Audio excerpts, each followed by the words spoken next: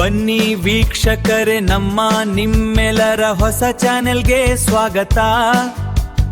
ನಾಗರಿಕ ಸೇವಾ ಕೇಂದ್ರಗಳ ಸುದ್ದಿಗೆ ಮೊಟ್ಟ ಮೊದಲನೆಯ ಬಾಗಲಕೋಟ ಜಿಲ್ಲೆಯ ಮಲಪ್ರಭಾ ನದಿಯ ತಪೋಭೂಮಿಯ ಶ್ರೀ ಮರಳು ಶಂಕರ ನಾಡಿನ ಊರಾದ ಕಮತಪುರ ಕಮತಗಿಯ ಭಾರ್ಗವ ನೆಟ್ ಸೆಂಟರ್ಗೆ ಭೇಟಿ ನೀಡಿದ್ದೇನೆ.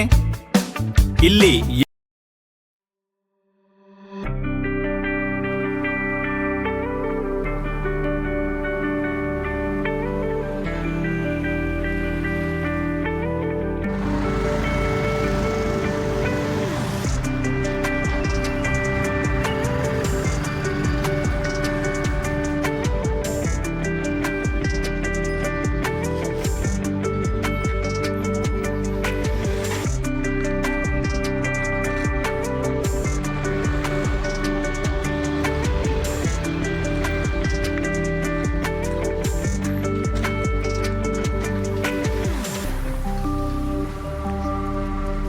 ಮತ್ತೆ ನಂತರ ರಮೇಶ್ ಅವರ ಆರಾಮದ್ರೆ ಜೋರಾದ್ರೆ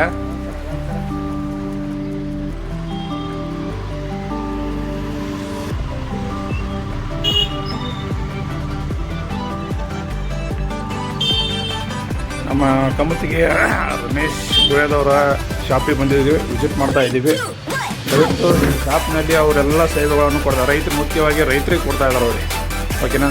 ಈ ದೇಶದ ಬೆನ್ನೆಲುಬೆ ಆಗಿರುವಂಥ ರೈತ.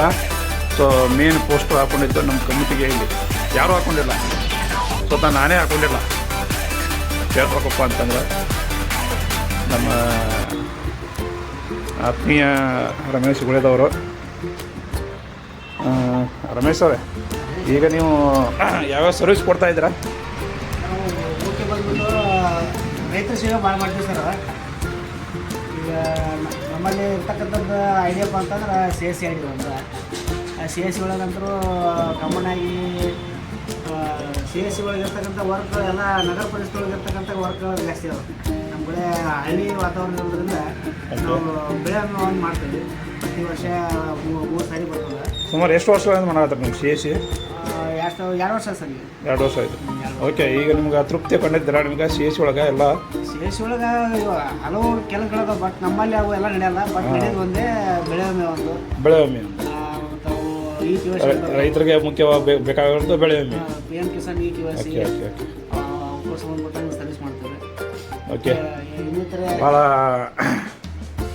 ಸಿ ಎಸ್ ಸಿದು ಸೆಂಟ್ರ್, ಕಾಮನ್ ಸರ್ವಿಸ್ ಸೆಂಟ್ರ್ ಸುಮಾರು 2 ವರ್ಷಗಳಿಂದ ಮಾಡ್ತಾಯಿದ್ದಾರೆ.